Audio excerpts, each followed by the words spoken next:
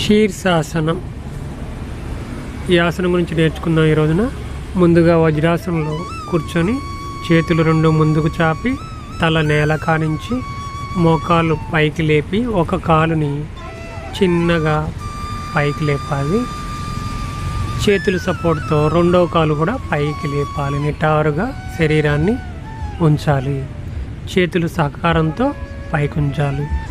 ఈ ఆసనం ద్వారా మనకి మెడ నరాలు కండరాలు బలోపేతం అవ్వడమే కాకుండా డైజెషన్ సిస్టమ్ బాగుంటుంది.